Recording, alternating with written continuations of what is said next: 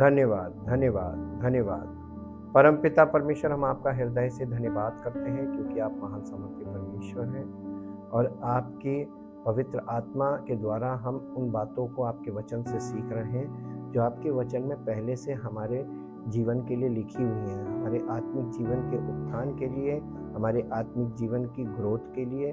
प्रभु, हम पवित्र आत्मा के द्वारा उन बातों को सीख रहे हैं, समझ रहे हैं, ताकि वो बातें पवित्र आत्मा के द्वारा हमारे जीवन में लागू हों, ताकि हम सब का जीवन, जितनों ने आप पर विश्वास किया है, आपके इकलौते पुत्र प्रभु यीशु मसीह के बलिदान के द्वारा नया जन्म प्राप्त किया है, और विश्वास के द्वारा हम उस नए जीवन में प्रवेश करें और उस नए जीवन में आगे बढ़ें जो आपके पुत्र के द्वारा हमें दिया गया है और हमें कलीसिया में स्थापित आपने किया, ताकि यहाँ पर हमारा नए जीवन के योग्य हमें तैयार किया जाए। हम सब का जीवन आपकी महिमा का कारण हो और सारी महिमा आपको मिले, क्योंकि सब कुछ करने वाले आप हैं। सारा आदर, सारी महिमा आपको देते हुए इस प्रार्थना को आपके इकलौते पुत्र प्रभु यीशु मसीह के नाम से मांगते हैं, आमीन। Praise the Lord. हम परमेश्वर का धन्यवाद करते हैं आज के अच्छे समय के लिए और परमेश्वर के महान प्रेम और उस अनुग्रह के लिए जो वो हम सब के जीवन में लगातार प्रकट कर रहा है। लाइट ऑफ लाइफ एपिसोड 26वें भाग में हम लोग आ गए हैं और हम परमेश्वर के महान प्रेम को और उस अनुग्रह को जो उसने प्रभु यीशु मसीह के द्वारा हम सब के लिए प्रकट किया है, उसे प्राप्त करने के लिए कलीसिया में उपस्थित होते हैं। Why is it crucial to walk by the Spirit? पवित्र आत्मा के द्वारा जीवन व्यतीत करना क्यों बहुत महत्वपूर्ण। क्रूशियल का मतलब होता है एक्सट्रीम इम्पॉर्टेंट, बहुत अत्यंत महत्वपूर्ण क्यों है। इसी प्रश्न को आज हम लोग अध्ययन करेंगे कि क्यों महत्वपूर्ण है पवित्र आत्मा के अनुसार जीवन में चलना या जीवन व्यतीत करना। Why is it crucial to walk by the Spirit? पवित्र आत्मा के अनुसार चलने के लिए चलना क्यों अत्यंत आवश्यक है। The text gives 2 reasons. ये यहाँ पर हम गलातियों की पत्री 5 अध्याय में हम लोग जब पढ़ रहे हैं तो हम ये देख रहे हैं कि यहाँ पर 2 कारण बताए गए हैं। पहला कारण 1 in verse 16, पहला कारण गलातियों की पत्री 5 अध्याय का 16 पद में है और दूसरा कारण 18 पद में है। In verse 16, the incentive for walking by the Spirit is that when you do this, you will not gratify the desires of the flesh. हम जब पहला कारण हम देखते हैं 16वें पद में, गलातियों की पत्री 5 अध्याय का 16 पद पढ़ दीजिए। पर मैं कहता हूं आत्मा के अनुसार चलो तो तुम शरीर की लालसा किसी रीति से पूरी ना करोगे, क्योंकि शरीर आत्मा के विरोध में और आत्मा शरीर के विरोध में लालसा करता है।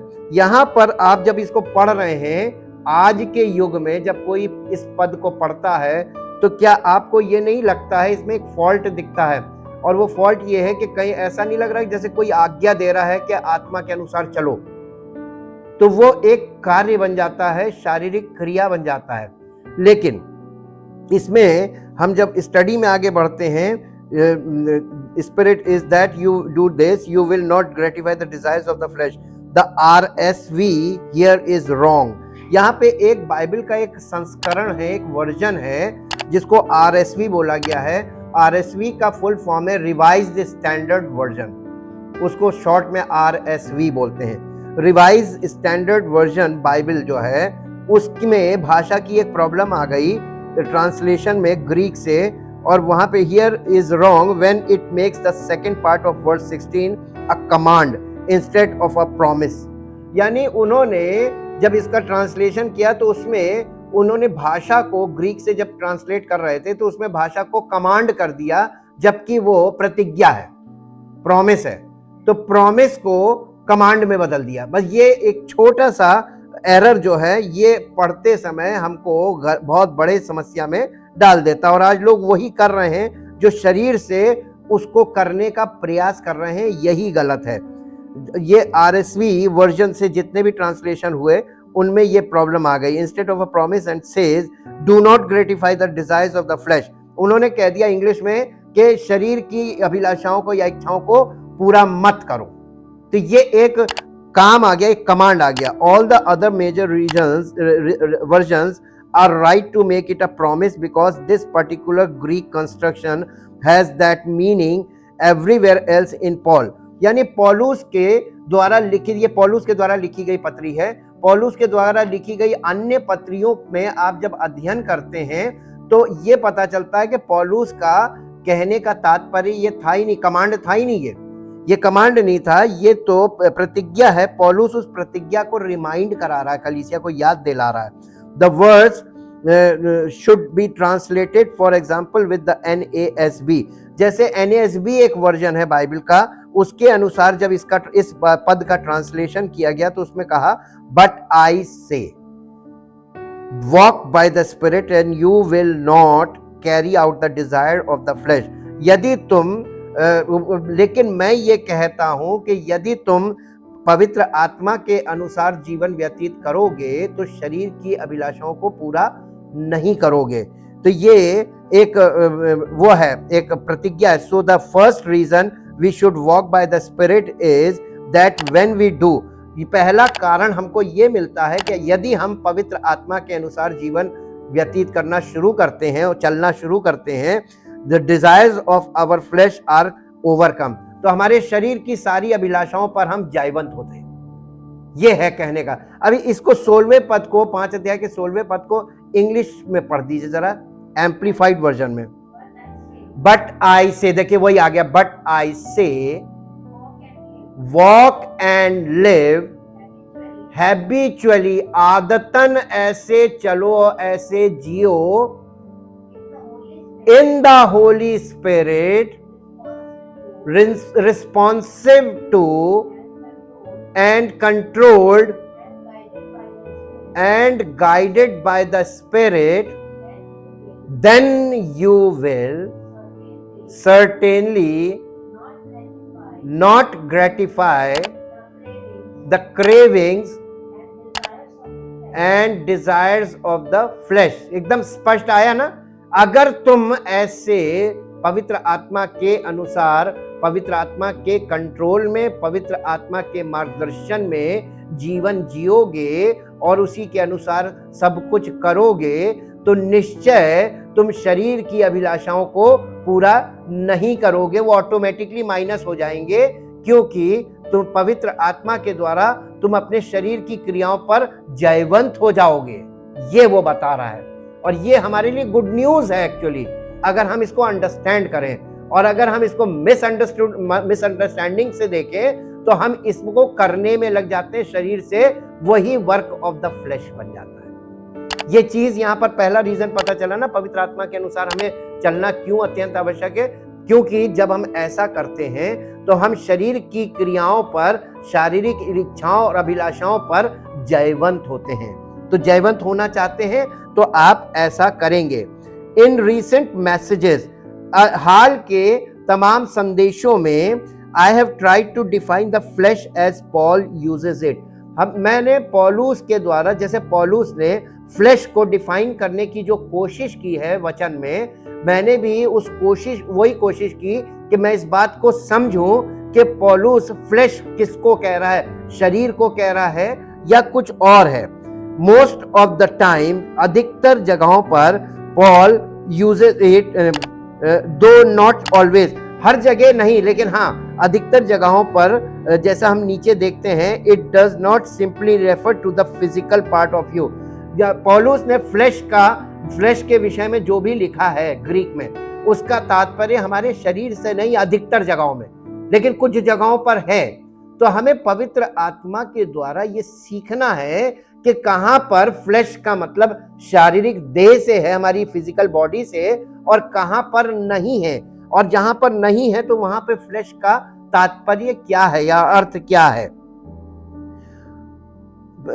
Physical part of you, Paul does not regard the body as evil in itself. पौलुस के अनुसार अगर हम देखें तो पौलुस इस शरीर को, जो हमारा फिजिकल बॉडी है, इसको ईविल या दुष्ट नहीं कह रहा है, खराब नहीं कह रहा है, बल्कि इसमें जो हम जीवन जी रहे हैं, तो जो जीवन हमारा शारीरिक माइंड से आ रहा है, वो जो कमांड्स निकल रहे हैं, जो वहां से इंस्ट्रक्शंस हमें मिल रहे हैं, जिसको जो शरीर कार्य कर रहा है, वो उस रूट कॉज पर, सोर्स पे बात कर रहा है। The flesh is the ego.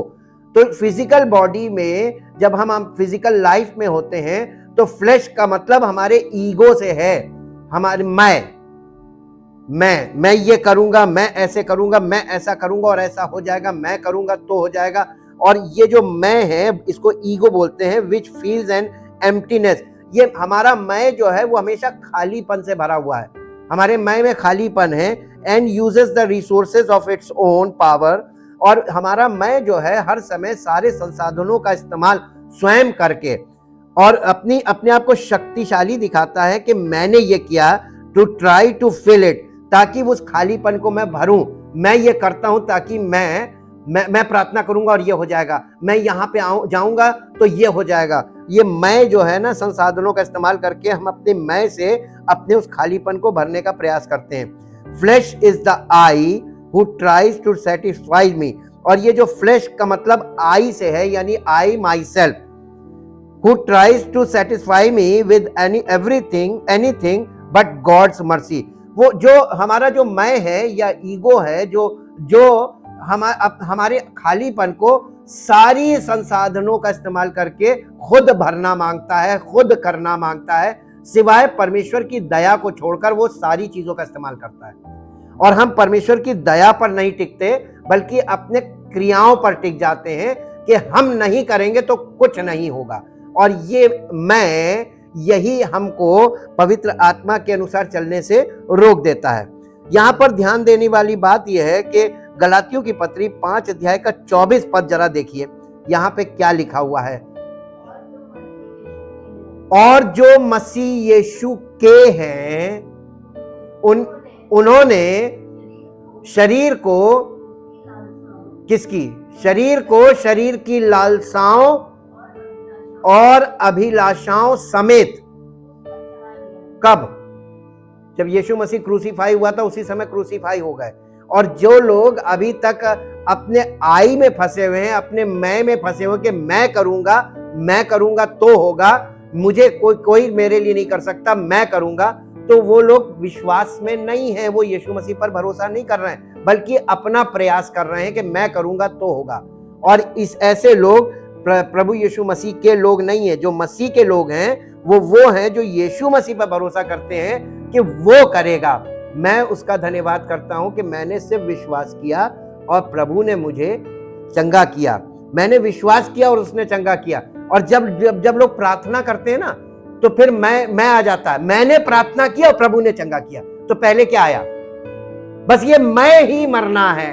ये नहीं, तुम्हारी प्रार्थना से कुछ नहीं हो सकता। सारी जिंदगी कर लो, कुछ नहीं कर पाओगे। लेकिन तुम विश्वास करो और मन में कहो कि मेरा प्रभु मेरे को चंगा करता है, वो चंगा करने वाला है, उसने मुझे चंगा कर दिया है। विश्वास से बोल के देखो और तुम चंगे हो जाओगे। उसने कहा जो कुछ तुम प्रार्थना करके विश्वास से प्रार्थना में मांगते हो, प्रतीति कर लो, यानी पहले से मान लो और वो तुम्हारे लिए हो जाएगा। सिंपल फॉर्मूला है कि नहीं है? तो हम प्रतीति नहीं करते, हम तो मांगने में लगे हुए हैं, प्रार्थना करने में लगे हुए। तो कहता करते रहो, सारी जिंदगी करो, मैं नहीं काम करूंगा, मैं तुम्हारी आज्ञा पे थोड़ा। बाद में तुम ये कहोगे मैंने प्रार्थना की, प्रभु ने चंगा किया, तो प्रभु तो बाद में आ गया, पहले तुम्हारी प्रार्थना आ गई, पहले तुमने जो किया वो आ गया। यही दो प्रकार के मसीहत इसी में बट जाती है। एक जो शारीरिक क्रियाओं में लगे हुए हैं, उस पे घमंड कर रहे हैं। ऐसे यहूदी थे, यहूदी अपने किए पर बहुत घमंड करते थे और अपनी धार्मिकता को अपने करने पर वो बताते थे कि मैंने ये किया, मैंने इतने लोगों को बताया, मैंने इतने लोगों का प्रचार किया, मैंने इतने लोगों को समझाया। ये मैं मर जाना चाहिए। पौलुस ने कहा मैं अब जीवित नहीं रहा, मसीह मुझ में जीवित है। और फिर अनुग्रह काम करता है। जब परमेश्वर तब काम करेगा जब तुम काम करना बंद कर दोगे। जब तक तुम कोशिश करते रहोगे वो तुम्हें छोड़ देगा, जाओ कर लो। जिस दिन तुम हार जाओगे, कहोगे प्रभु अब मेरी बुद्धि काम नहीं कर रही, मेरी समझ काम नहीं कर रही, मेरी शक्ति नहीं है, मैं कुछ नहीं कर सकता, मान लो, उस दिन प्रभु अनुग्रह कर देगा कि हाँ अब तुमने मान लिया, अब मैं करूंगा, अब शांत बैठ जाओ। हालेलुया। जब हम लोग टेक्निकल ट्रेनिंग करते हैं तो टेक्निकल ट्रेनिंग में क्योंकि बड़ी जिम्मेदारी वाले काम होते हैं, तो जो इम्पोर्टेंट काम होता है वो हमारा जो प्रैक्टिकल गुरु होता है कभी भी हमको एकदम से करने को नहीं देता है। हम उसके साथ साथ वो क्या कर रहा है देखते रहते हैं, लर्न बाय ऑब्जर्वेशन चलता है, हम सीखते रहते हैं, देखते रहते हैं, सीखते। मन तो ये करता है कि ये हट जाए तो अभी मैं कर दूंगा 2 मिनट में, लगता है सरल। जब आपके यहाँ राजमिस्त्री काम कर रहा हो और ऐसे कन्नी चला रहा हो, आपको लगेगा नहीं ये क्या, हम भी कर लेंगे। एक बार उसको हटा के करके देख लो, मिला के देख दो, पूरा नहीं मिला पाओगे। देखने में जो चीज सरल लगती वो होती नहीं है। जिसका जो रोज करता है, जिसकी प्रैक्टिस है, वही कर सकता है। तो लर्न बाय ऑब्जर्वेशन, हम लोग देख देख कर सीखते हैं। और फिर जब हमको पहली बार बोला जाता है कि आप करो, तो मालूम है हालत खराब हो जाती है अगर गलत हो गया तो। लेकिन फिर हियाव बढ़ाता है, हमारा गुरु कहता नहीं करो, हम खड़े करो, तो वो अपनी प्रेजेंस में हमको करवाता है। और काफी लंबा समय उसकी प्रेजेंस में जब हम करते रहते हैं, तब हम प्रैक्टिस, यानी हमारी प्रैक्टिस इतनी अच्छी हो जाती है कि हम उसको करने में निपुण हो जाते हैं। तो कोई भी काम आपको देखने में बहुत सरल लगेगा, लेकिन होता नहीं है। इसी प्रकार से मसीही जीवन में आपको बहुत सरल लग रहा होगा, लेकिन प्रभु उसको सरल कर देता है। वो कर देता तो हमको लगता सरल है, लेकिन कोई चीज सरल नहीं होती जीवन में। कोई हमारे लिए उसको सरलता से करके देता है, तो हमें उसका धन्यवाद करना चाहिए ना, कि प्रभु हम नहीं करते, हम तो मूर्ख हैं, नासमझ हैं, लेकिन आप बुद्धिमान हैं, आप सर्व सामर्थी हैं, आप हमारे जीवन में कार्य कर। तो यही पवित्र आत्मा में जीवन व्यतीत करने का मतलब है। यीशु मसीह ने कहा था मेरा जुआ अपने ऊपर उठा लो, मुझसे सीखो। तो आपको और हमको सीखने की जरूरत है। यहाँ पे इसमें उसने बोला कि जो मसीह यीशु के हैं, उन्होंने अपने शरीर को, मतलब यानी अपनी शारीरिक वो जो जहां से ये हम ये करेंगे, ये वाला जो रीजन निकलता है हमारी शारीरिक बुद्धि, उसको क्रूसीफाई कर दो कि तुम ये ना कहो कि मैं करूंगा तो होगा। नाउ कंपेयर विद द, अब इस पद को जो 24 है, 5:24 है गलातियों का, उसको गलातियों के 2 अध्याय के 20 पद से कंपेयर करके देखिए। 20वें पद में क्या लिखा, 2 अध्याय के 20 पद में, गलातियों 2 अध्याय 20 पद। पौलुस कह रहा मैं मसीह के साथ क्रूस पर चढ़ाया गया हूं, अब मैं जीवित ना रहा। क्या अंतर हो गया था? अब मैं जीवित ना रहा। पौलुस अपने मैं को खत्म कर दिया उसने, कि मैं करूंगा तो होगा, नहीं, मैं कुछ नहीं कर सकता, मैं मर चुका हूं, अब मैं जीवित ना रहा। उसके अंदर वो आई खत्म हो गया, ये ईगो खत्म हो गया। अब मसीह मुझ में जीवित है, और अब जो मैं जीवित हूं इस शारीरिक देह में, अब जब जो मैं शरीर में अब जो जीवित हूं, तो केवल उस विश्वास से जीवित हूं जो मेरा परमेश्वर के पुत्र पर। क्या आपका विश्वास परमेश्वर के पुत्र पर है कि वो करेगा? तो आपको क्या करना पड़ेगा? जब तक वो नहीं कर रहा है तो आप इस बात में विश्वास में बने रहिए कि वो करेगा, वो करेगा, और जिस दिन करेगा तो एक बार में कर देगा पूरा। हम 100 साल तक करते रहेंगे, कुछ नहीं कर पाएंगे, लेकिन वो एक बार में पूरा कर देगा। वो हमको ठहरना सिखा रहा है, परमेश्वर सिखा रहा है। देखिए, विश्वास का दूसरा जो रूप है वो है धीरज। अगर विश्वासी के अंदर धीरज नहीं है तो वो झूठा विश्वासी है। आप कोई भी काम चटपट बस अभी दिमाग में आया और तुरंत हो जाए, ऐसा प्रभु क्या नहीं है। प्रभु क्या है, इसीलिए धीरज से काम होता है। और जो बीज बोने वाले के दृष्टांत में लिखा है, अच्छी भूमि पर के वे हैं जो परमेश्वर के भले और उत्तम वचन को अपने मन में धीरज से संभाले रहते हैं, और धीरज से प्रभु की देह में बने रहते हैं, और उचित समय पर फल लाते हैं। फलवंत होने का तरीका है धीरज से बने रहो। कल भी हमने सीखा था, कलीसिया में बने रहो, धीरज रखो, और प्रभु तुम्हारे जीवन में अद्भुत आश्चर्य कर्म करेगा और तुम्हें नई सृष्टि बनाकर खड़ा कर देगा। और गलातियों की पत्री 2 अध्याय उसके 20 पद में, flash is used in its less usual meaning, referring to ordinary bodily existence which is not in itself evil। यहां पर एक साधारण चीज आई को दिखाया गया, फ्लैश को दिखाया गया। फ्लैश एक वो है जो शारीरिक मनुष्य है, उसमें ये फ्लैश होता है, ये उसका वो स्वभाव है जो पवित्र आत्मा रहित है, परमेश्वर रहित स्वभाव है। और इसलिए वो कुछ करने पर विश्वास करता, कर्म पर। आप देखिए दुनिया में लोग कर्म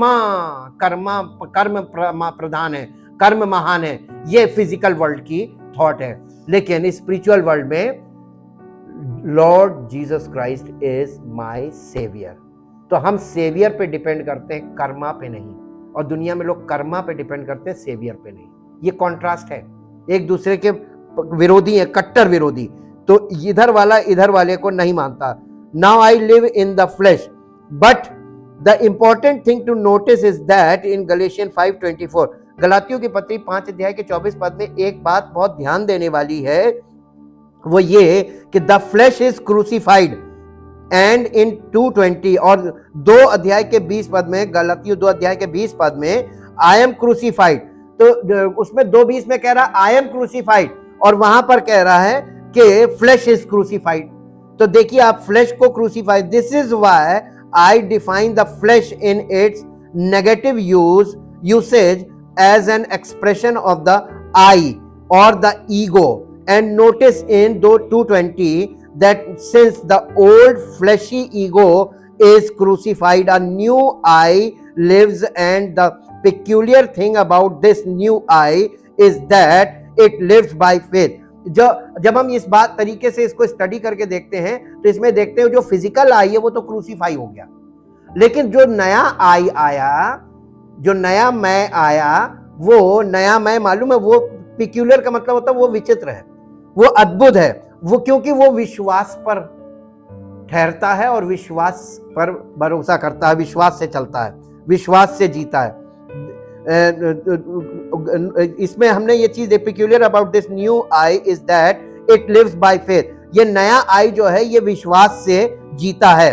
the life I live in the flesh, और अब वो पौलुस कह रहा अब जो मैं जीवन इस देह में जी रहा हूं, live in the flesh, I live by faith. यहां पर देखिए फिर आई आया, आई लिव बाय फेथ। अब पौलुस कह रहा अब मैं नहीं बल्कि वो मुझ में जीवित है। कौन? प्रभु। तो हमारे जीवन में ये ट्रांसफॉर्मेशन होना बहुत जरूरी है कि हम ना बल्कि हमारे शरीर में वो उपस्थित हो, वो जीवित हो और हम उसके अकॉर्डिंग चलें। In the son of God, I live by faith in the son of God who loved me and gave himself for me.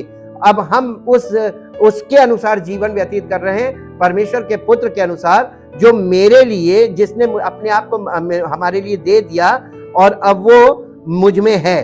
The flesh is the ego which feels an emptiness but loathes the idea of satisfying it by faith. ये जो flash या ego है ये हमेशा ये महसूस करता है, इसके अंदर एक फीलिंग चलती है हमेशा खालीपन, but loathes the idea of satisfying it by faith. लेकिन ये परमेश्वर के पे जब हम प्रभु पे भरोसा करते हैं तो उस भरोसे के कारण वो खालीपन हमारे जीवन में भर दिया जाता है, या उस जगह को हमारे जीवन में संतुष्ट कर दिया। प्रभु हमारी आत्मा को, हमारे प्राण को संतुष्ट कर देता है विश्वास से। That is by depending on the mercy of God. ये परमेश्वर के, प्रभु के दया पर निर्भर रहने के कारण होता है, इन क्राइस्ट मसीह में। Instead, the flesh prefers to use the legalistic or licentious resources in its own power to fill its emptiness. लेकिन शरीर जो है, जब ये जो हमारा आई है, ईगो, ये जब काम करता है तो ये हमारे शरीर से क्रियाएं करवाता है और तमाम तरीकों से इस यानी संतुष्ट करने का, हमारे जीव को संतुष्ट करने का प्रयास करता है।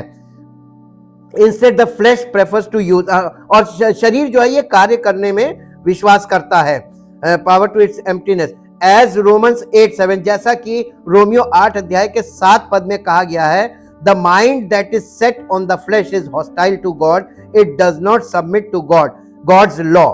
यानी जैसा कि यहाँ रोमियो की पत्री 8 अध्याय उसके 7 पद में कहा गया है, हिंदी में इसको पढ़ें, क्योंकि शरीर पर मन लगाना तो परमेश्वर से, शरीर पर मन लगाने का मतलब क्या है कि अपने लिए प्रार्थना करना या किसी के लिए प्रार्थना करना कि हम प्रार्थना करेंगे हो जाएगा, ये इस तरीके से काम करना और ये सब करना, ये परमेश्वर से बैर रखना है।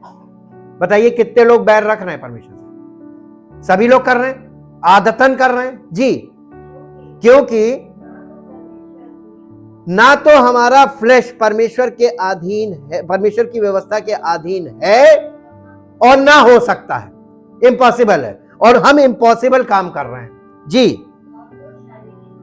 और जो शारीरिक दशा में हैं, इसीलिए जो शारीरिक दशा में लोग हैं, जो क्रूसीफाई नहीं कर रहे हैं, पवित्र आत्मा के अनुसार जीवन शुरू नहीं कर रहे हैं, वो परमेश्वर को प्रसन्न नहीं कर सकते।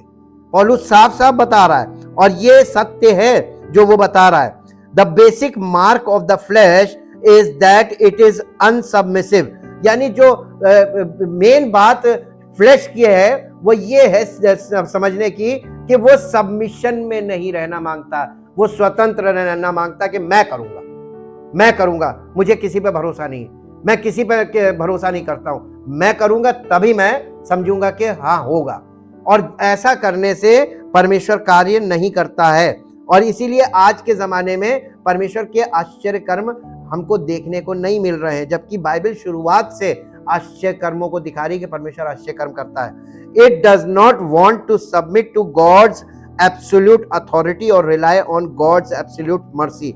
ये फ्लैश है हमारा मैं, ये परमेश्वर को पूरी तरीके से कभी भी अपने आप को समर्पित नहीं करना चाहता, उसकी व्यवस्था के अनुसार नहीं समर्पित होना मांगता है। परमेश्वर के लिए वो परमेश्वर की दया पर भरोसा नहीं करता है, बल्कि फ्लैश ये कहता है, I like the old TV commercial, I would rather do it my self. जैसे कि पुराने टीवी में जो वो प्रचार चलते हैं ना कि मैं ये कर सकता हूं, मैं ये करूंगा, मैं ही करूंगा, तो इसी प्रकार से हमारा जो ईगो है वो हमेशा मैं करूंगा इस पे भरोसा करता है।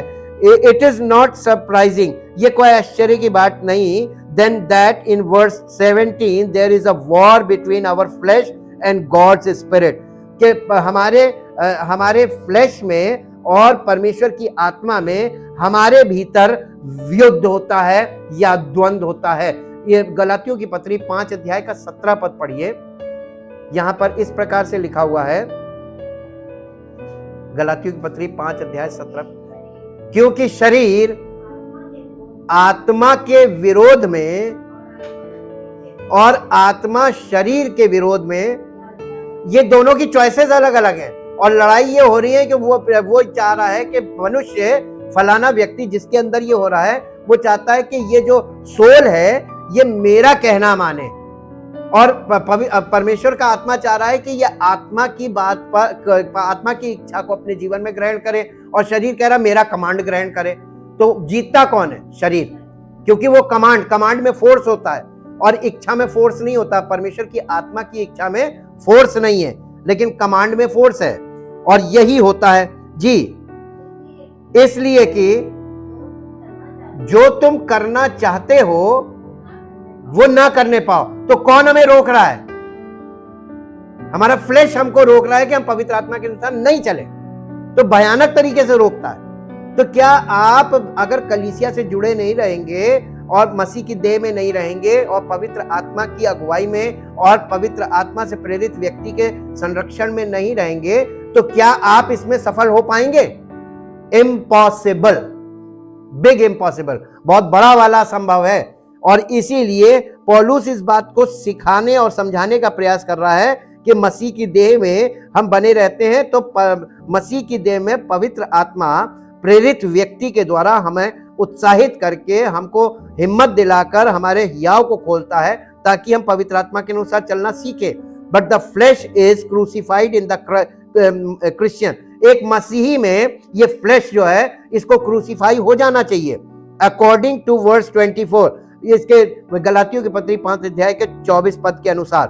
We will talk more about the sense in which our flesh is crucified when we get to verse 24. For now, let's give Paul the benefit of the doubt and assume that both are somehow true.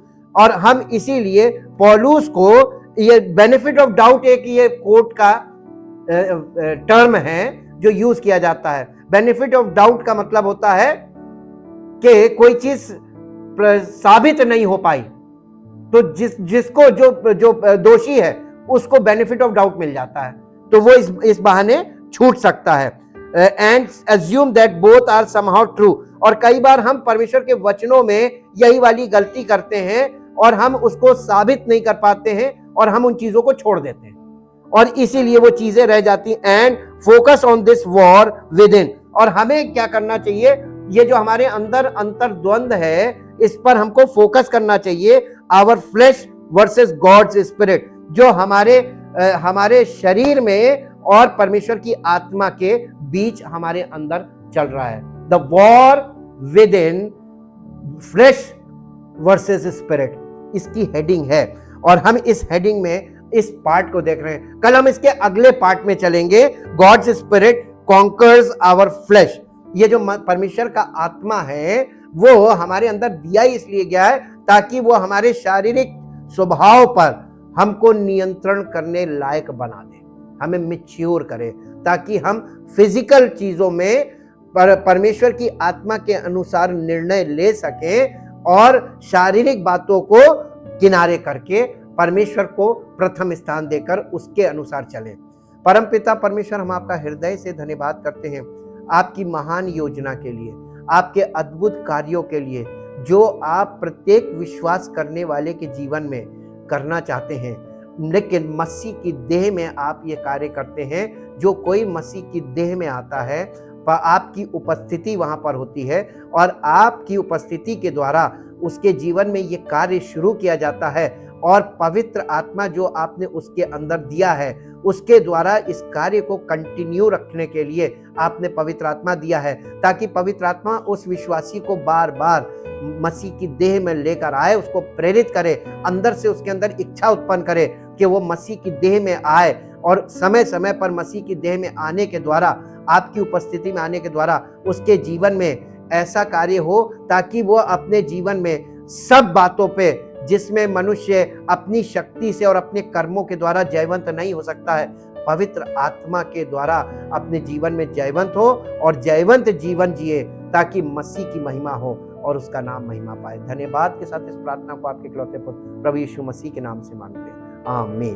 Praise the Lord. परमेश्वर आप सबको आशीष दे।